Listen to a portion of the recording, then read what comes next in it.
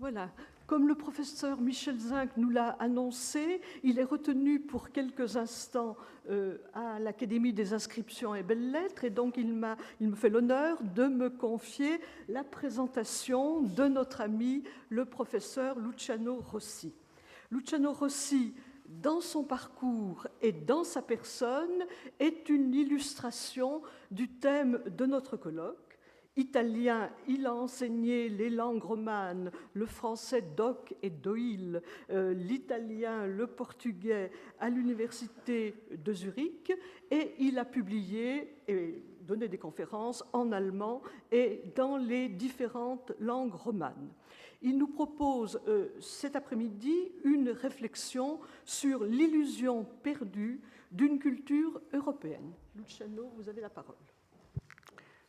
Chers collègues, chers amis, je remercie Jacqueline Sacchini pour ces mots trop indulgents, mais c'est de votre indulgence qu'il faut que je me réclame.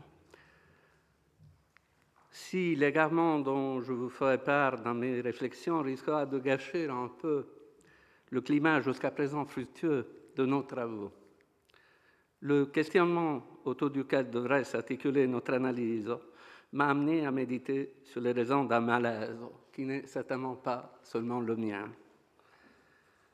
Pourquoi, pour commencer, loin de me croire partout chez moi, je me sens en exil, où que je sois, en Italie comme en France, en Suisse comme aux États-Unis.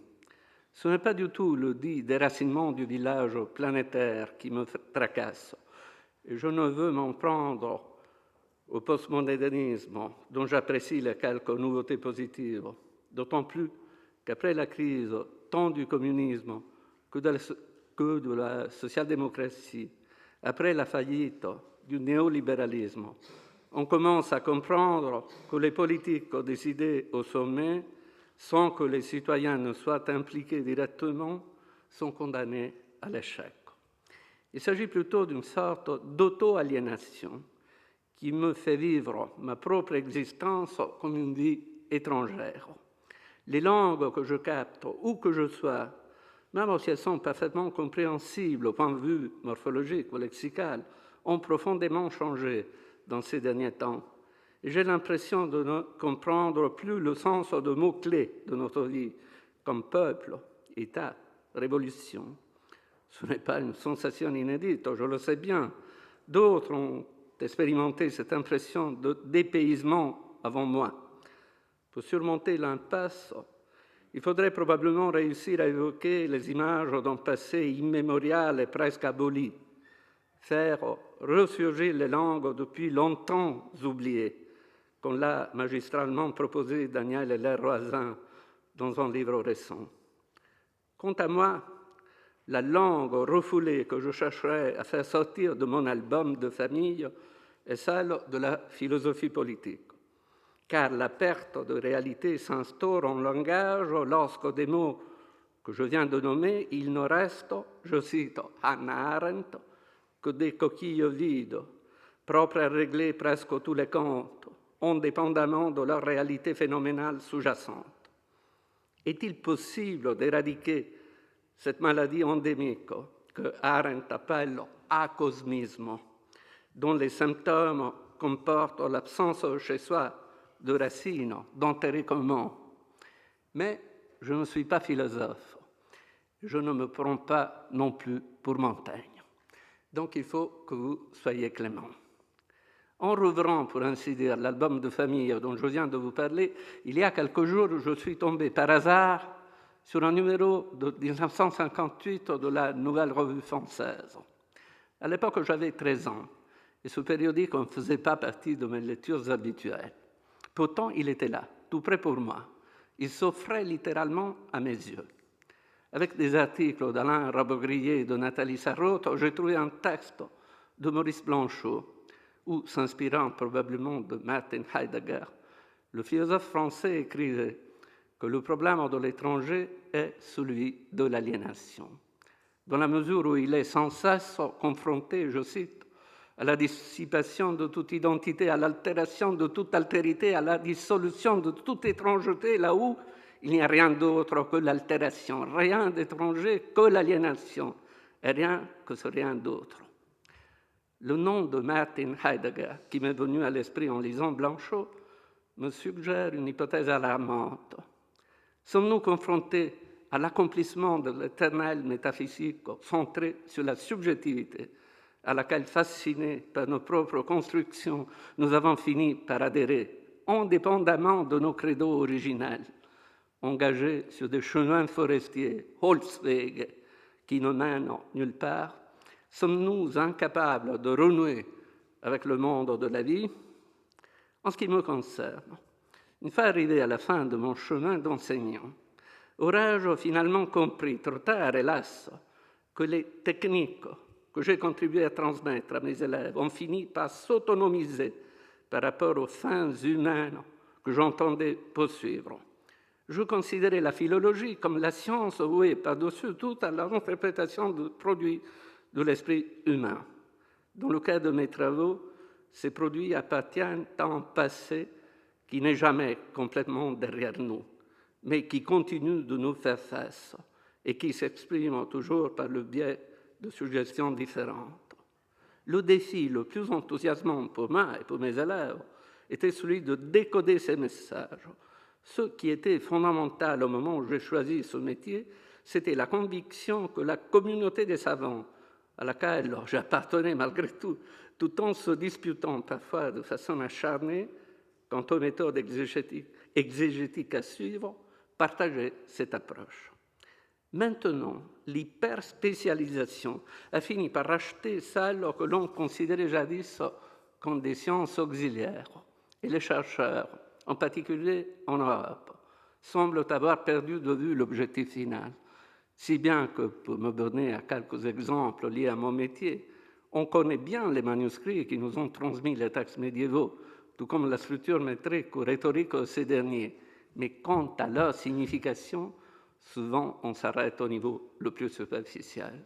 Du coup, les langues anciennes, qui étaient elles aussi les nôtres, nous sont devenues encore plus obscures. C'est comme si on avait honte de dispenser ne fût-ce qu'un brin de sagacité sur des sujets aussi éphémères.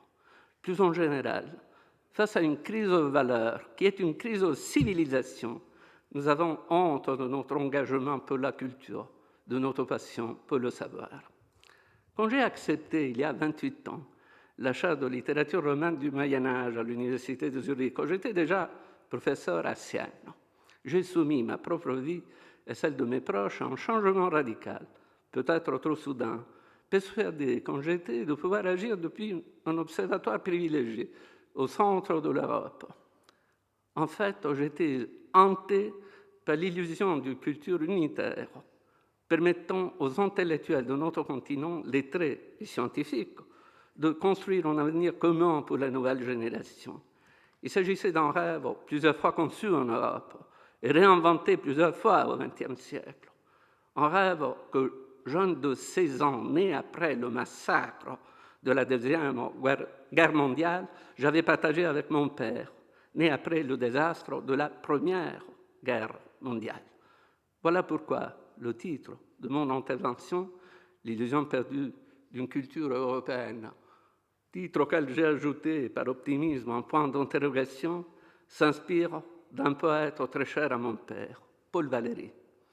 Je cite, « Il y a l'illusion perdue d'une culture européenne et la démonstration de l'impuissance de la science, atteinte mortellement dans ses ambitions morales et comme déshonorée par la cruauté de ses applications. » On le sait bien.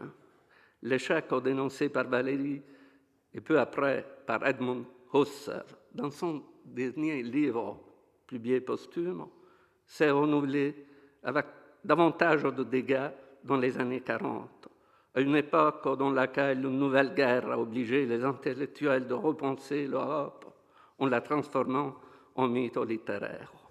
À partir du moment où l'Europe s'est portée atteinte elle-même, le langage de la littérature a dû, pour en rendre compte, dire adieu à l'Europe tout en la nommant.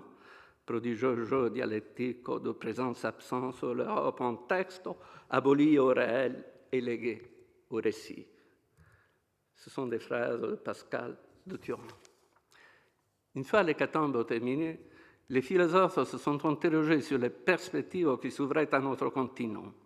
En 1949, Jean-Paul Sartre écrivait dans le 3e numéro de la revue Politique étrangère, je cite, « C'est en visant à une unité de culture européenne que nous sauverons la culture française. Mais cette unité de culture n'aura aucun sens et ne sera faite que de mots si elle ne se place pas dans le cadre d'un effort beaucoup plus profond pour réaliser une unité économique et politique de l'Europe.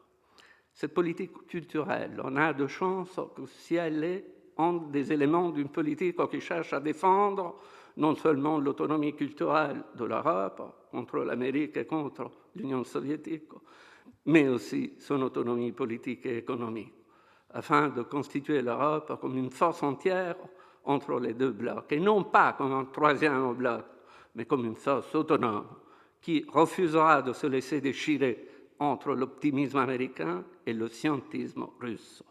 Le problème culturel aujourd'hui n'est qu'un aspect d'un problème beaucoup plus grand, qui est celui du destin entier de l'Europe. Et si l'on pense qu'aucune action n'est possible contre les deux blocs, si l'on pense que l'Europe, divisée entre deux zones d'influence, doit être un champ de bataille, la culture européenne est assurément perdue. Et le philosophe d'ajouter, si l'on suppose qu'on la sauvera par une sorte de monachisme des écrivains qui parleraient des oiseaux dans des couvents pendant qu'on se battrait à côté, elle est perdue de toute façon et pour toujours. Maintenant, on ne sait pas si on pourra parler d'oiseaux dans les prochaines années. Dans les années 60, j'aimerais ajouter encore une observation. Maintenant, nous sommes assommés par une technologie d'une puissance prodigieuse, dont les rites sont célébrés par l'industrie culturelle et la révolution numérique. Mais une fois achevée la fonction de ces techniques, pour bien des usagers, il ne reste rien car ils ne savent pas quoi chercher. Les pratiques qui auraient dû demeurer des manières de partager le savoir et de l'enrichir ont été hypostasiées jusqu'à devenir autoréférentielles. Dans les années 60, j'avais l'habitude d'accompagner mon père lors de ses voyages à Paris, en Allemagne ou ailleurs, pour des séjours d'enseignement ou de recherche. Né d'une mère viennoise en exil à Naples, il était napolitain, philosophe et marxiste, mais spécialiste de Hegel. Comme vous le comprenez, il incarnait bien des contradictions. J'ai donc eu la chance extraordinaire de faire la connaissance de quelques maîtres qui ont réinventé, eux aussi, chacun à sa façon, le mythe de l'Europe.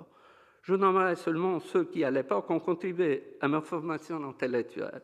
Jean-Paul Sartre, justement, avec lequel, âgé de 16 ans, j'ai eu l'occasion d'échanger quelques mots autour de Stendhal et de Flaubert.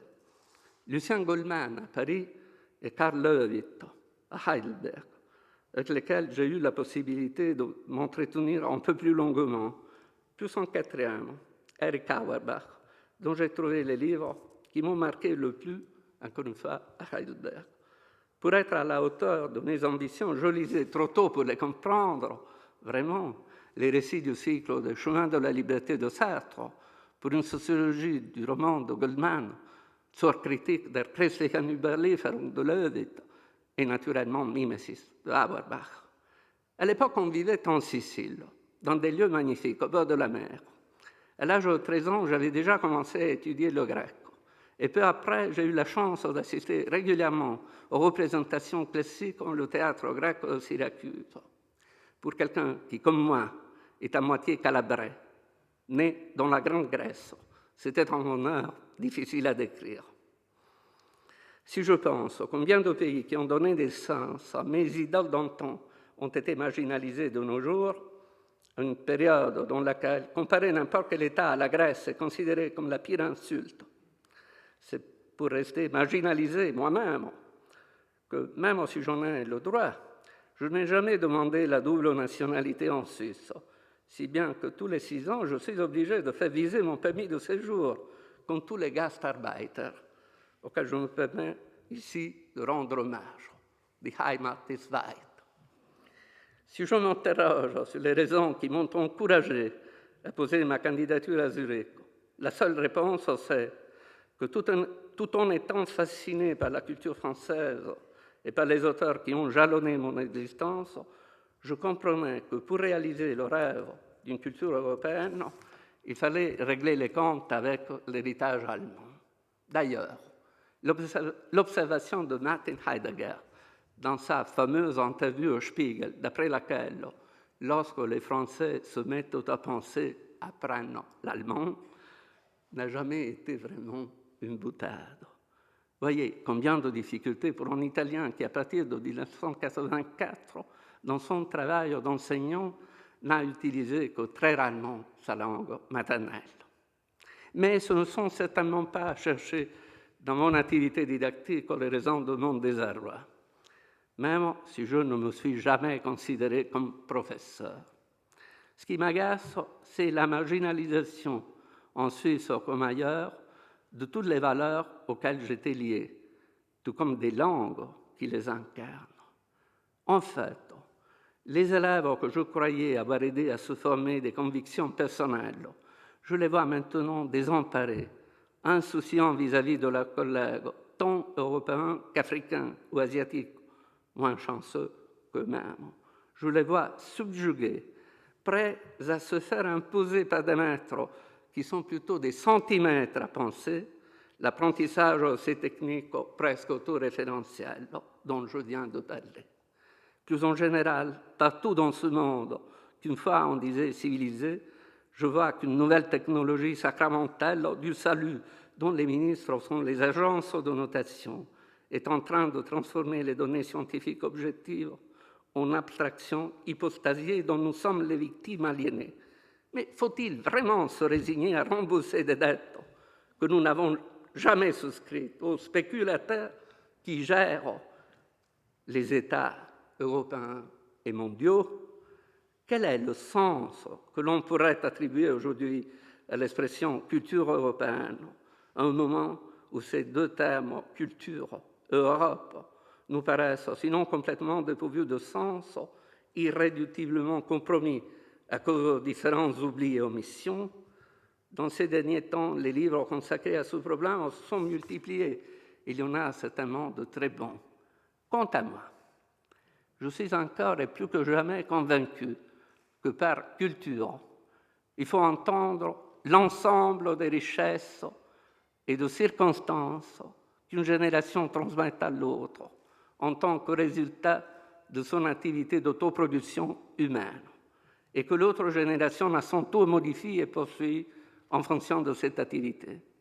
La culture, dans son acception la plus haute, devrait avoir pour ambition de modifier en profondeur les conditions économiques, politiques, juridiques et sociales qui empêchent l'émancipation des hommes. En d'autres mots, la culture, c'est nous, et l'Europe aussi. Voilà pourquoi il est suicidaire de créer de nouvelles frontières à un moment où il faudrait abattre celles désormais vétustes qui étouffent l'affranchissement des déshérités. Et Dieu sait s'il y en a, non seulement dans les pays considérés comme les plus pauvres, mais aussi en Italie, en France, aux États-Unis ou en Allemagne. Quant à nous, les Européens, les dits intellectuels, vis-à-vis du problème des migrations, il faudrait que nous nous battions pour intégrer les jeunes étrangers plutôt que les ostraciser en les condamnant à des ghettos qui, de nos jours, sont l'infamie la plus exécrable pour un continent qui se veut civilisé. Excusez-moi, mais je suis toujours ému quand j'arrive à parler de ça. Pour franchir le gué de la dispersion, du provincialisme, d'un faux humanisme stérile, pour ne pas se contenter de parler des oiseaux dans des couvents, il faudrait penser une nouvelle approche du savoir fondée sur une redéfinition continuelle de notre rapport au passé, avec l'analyse du présent et une vision audacieuse de l'avenir. En d'autres mots, il faudrait réinventer l'utopie, tout en sachant, je cite Lucien Goldman, que la révolution, c'est l'engagement des individus dans une action qui comporte le risque, le danger d'échec, l'espoir de réussite, mais dans laquelle l'on joue sa vie. Même si cela peut sembler une boutade à un moment où seules les raisons d'une économie à sens unique semblent avoir de l'importance, l'un des nœuds centraux de la question européenne reste la conciliation des valeurs de l'encyclopédie et de la Révolution française. On a beau chanter la Marseillaise, il faut savoir ce que cela signifie, avec les grandes nouveautés dialectiques introduites par la spéculation allemande. En d'autres mots, nous devrions réaliser la mission impossible de concilier Rousseau, Marx et Heidegger, sans oublier Husserl ni Arendt, et surtout sans refouler l'un ou l'autre aux épaules, de façon subreptice. La croissance dont tout le monde parle en ce moment devrait être d'abord une croissance de rapports humains. Le problème des problèmes est la réalisation d'une citoyenneté constitutionnelle, d'une démocratie réelle, fondée sur une éthique congénitalement dialectique, ce qui comporte, en d'autres termes, le bien-être des citoyens établi dans un cadre réellement démocratique. Vous avez compris que je suis en train de paraphraser le tout dernier livre de Jürgen Habermas sur Verfassung Europas, qui va paraître en français dans quelques jours, La Constitution de l'Europe chez Gallimard. Nous ne faisons que répéter que l'actuel gouvernement fédéral allemand, avec ses satellites français et italiens, est devenu le responsable d'une désolidarisation qui touche l'ensemble des pays européens. Mais face aux défauts de construction qui sont au fondement de l'union monétaire, face aux divergences drastiques dans la capacité de compétition des différents pays formant l'Union, les gouvernements se trouvent désemparés et paralysés, craignant surtout la perte de légitimation auprès de leurs citoyens. Le compromis entre le libéralisme économique de l'actuel gouvernement allemand et l'étatisme exaspéré de la France n'a pas réussi à libérer les citoyens européens de la tyrannie des impératifs des grandes banques et des agences de notation. On voit aujourd'hui ce qui est réservé à la Grèce. À l'objection qu'il n'existerait pas de peuple européen, si bien qu'une union politique du continent serait édifiée sur le sable, Habermas en oppose une autre, je cite, « La fragmentation politique durable dans le monde et en Europe est en contradiction avec la croissance systémique d'une société mondiale multiculturelle. Et il finit par bloquer tout progrès dans la civilisation constitutionnelle des relations de puissance étatique et sociale. » Fin de citation. Je ne veux pas me faire le porte-parole de quelqu'un qui, du haut de ses 82 ans, en sortant de son bureau, crie sa colère contre les élites politiciennes, car il n'en a pas besoin. Je me borne à observer que dans son livre, Habermas a évoqué des problèmes incontournables. Quant aux solutions pratiques proposées par le maître allemand, surtout le dépérissement des États au profit des citoyens qui auraient comme résultat à la fin de la politique ancienne, elles me paraissent malheureusement datées. L'étude attentive des textes de Rousseau et l'expérience du socialisme démocratique ont déjà suggéré à Marx l'idée d'une association de citoyens fondée sur une participation directe à la décision générale. Malheureusement, toutefois, le rapport entre citoyens et capital n'a pas été résolu entre-temps. Le moment est venu, probablement, d'inventer le développement, de mettre un terme à la colonisation et à la marginalisation des cultures autres. Le moment est venu de concevoir la croissance en fonction des besoins réels de tous les citoyens du monde entier. Est-ce de l'utopie? Bien sûr, mais puisque je n'ai pas d'autres solutions pratiques à vous offrir, et c'est là la raison de mon désarroi, permettez-moi de revenir encore une fois aux auteurs de ma jeunesse pour quelques réflexions supplémentaires. La fin de l'histoire, prédite avant Hegel par saint Paul, n'est qu'une figure. L'historicisme, pour Karl Löwit, n'est qu'une forme sécularisée d'une nouvelle théologie, orientée vers une eschatologie de la rédemption qui donne son modèle à la philosophie de l'histoire. Nous n'avons probablement plus besoin de ce type subreptice de théologie. Il nous faudrait rester plutôt à l'écoute des exigences de ces fameux citoyens en leur restituant le droit et la possibilité de s'exprimer, pour nous libérer des intermédiaires auxquels nous avons confié la tâche de penser à notre place dans un nombre de plus en plus grand de domaines. Il serait d'abord souhaitable que la summa atheologica préconisée par Georges Bataille soit finalement réalisée en dépit des risques qu'une opération semblable peut représenter. Au Moyen Âge, notamment dans les années 60 du XIIIe siècle, une telle encyclopédie ayant comme but délibéré de racheter les laïcs, non pas la plèbe, mais une oligarchie qui ne maîtrisait pas le latin, en fournissant en nouveau public lecteur les moyens pour repenser la connaissance, a été effectivement accomplie par un riche et cultivé florentin, en exil doré en France. Ce grand dessein comporta pour le lettré qui le réalisa une damnatio memoriae toute particulière. Non pas parce que son nom ait été effacé ou banni des histoires littéraires, bien au contraire, mais parce que nous garderons à tout jamais l'image de sa face recuite par les brûlures des flammes infernales. Je me réfère à Brunet Latin, relégué par un autre Florentin, son élève, Dante, parmi les pécheurs de sodomie dans le 15e champ de l'enfer. Ayant mis votre patience à rude épreuve, je serai obligé de laisser de côté les détails érudits pour me donner à l'essentiel et pour arriver à la conclusion.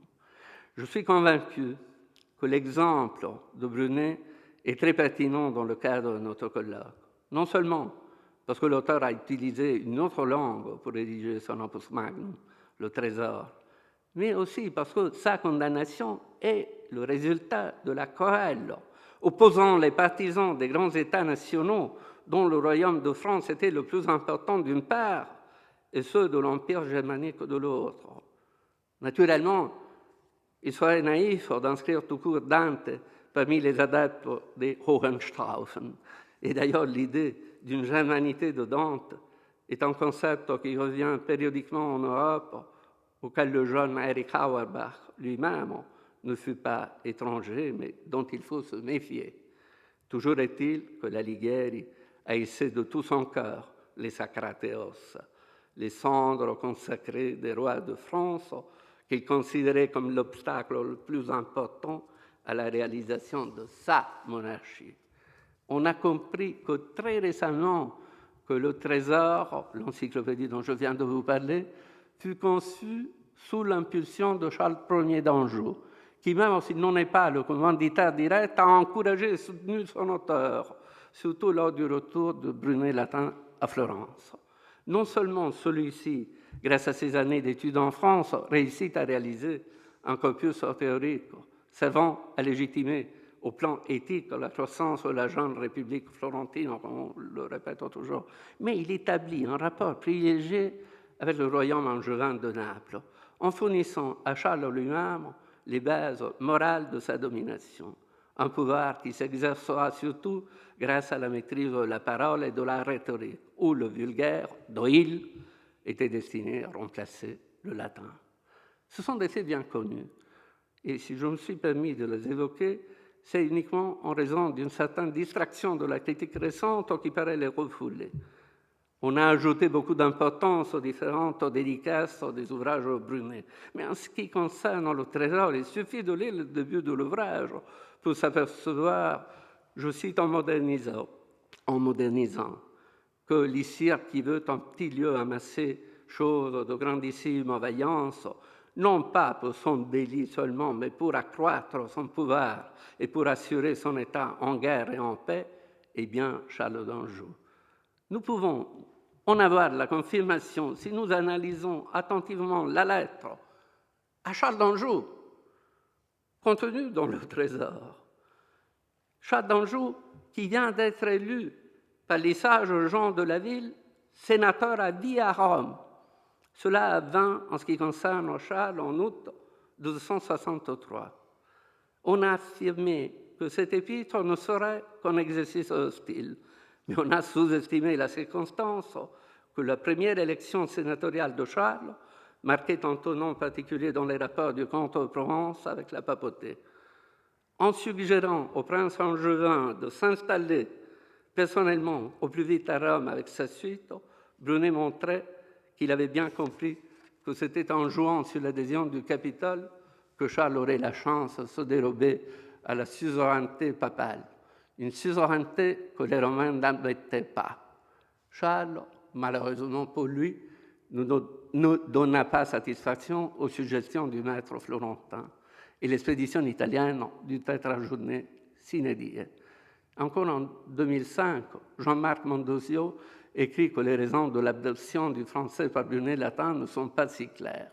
Pour Claude Thomaset, Brunet latin suit un ordre descriptif mnémotechnique pour présenter son trésor, mais par là même, il prépare un avenir d'homme politique éclairé à son ami, interlocuteur muet, promis au gouvernement de la cité de Florence. En réalité, on ne comprend pas pourquoi, pour faciliter une carrière politique dans sa propre cité, en florentin, il soit nécessaire de rédiger l'encyclopédie en question en français. Il me paraît assuré que le milieu politique destiné à profiter de ce manuel est foncièrement européen. Il ne s'agit pas que de Charles d'Anjou, mais de l'ensemble des princes européens maîtrisant le français. Si vous voulez, pour résumer, les héritiers de Blanche de Castille. Le fait que Brunet n'ait pas explicité le nom du dédicataire dérive uniquement de la circonstance que son texte a été écrit en même temps que l'expédition de Charles en Italie, et par conséquent, il fallait que l'auteur se laisse, pour ainsi dire, les mains libres. Pour la même raison, le pendant toscan du trésor, le tesoretto, a été composé en florentin. Parsemé d'éléments biographiques, le tesoretto a été considéré comme l'une des premières œuvres allégoriques en toscan, si bien que la critique s'est appliquée à en indiquer les possibles modèles. Cependant, dans l'approche pragmatique de Brunet, même l'allégorie est perçue comme un moyen de persuasion, servant à captiver le public. La personnification de nature que l'auteur rencontre au moment où, désemparé à cause de la défaite de Guelph à Montaperti, il s'est égaré dans une forêt, non seulement évoque la philosophie de la Consolatio de Boesso, mais ressemble à une déesse païenne dont la tâche, avec les personnifications de largesse, courtoisie, loyauté, prouesse et amour, est celle d'apprendre à l'auteur à mieux connaître les vices et les vertus afin de mieux se débrouiller vis-à-vis des difficultés politiques. Même la confession inachevée du poète à pénitence personnifiée qui clôt le texte, plus qu'un aveu sincère, apparaît comme un exercice de style oratoire. Au plan strictement théologique, la damnation de Brunet ne serait donc pas complètement dépourvue de justification. Mais la condamnation du maître florentin parmi les pécheurs contre nature ne paraît reposer sur aucun élément historique. Dante a dû tuer le père, duquel il avait beaucoup appris, pour donner au fils la possibilité de faire étalage de pietas. L'accusation de sodomie n'est que l'une des supercheries historiques dont la comédie est parsemée. Ce que me paraît grotesque, ce sont par contre les tentatives de justifier cette supercherie par les spécialistes, qui ont confondu l'amitié spirituelle avec l'homosexualité et cette dernière avec la pédérastie. Mais c'est de pédophilie qu'il s'agit dans le 15e chant de l'enfer. Tout cela uniquement pour vous dire à combien de dangers sont soumis ceux qui magnifient une langue étrangère aux dépenses de leur langue maternelle. Non seulement ils seront condamnés à incarner l'inquiétante étrangeté du double, mais ils risquent de brûler pour toujours dans les flammes infernales.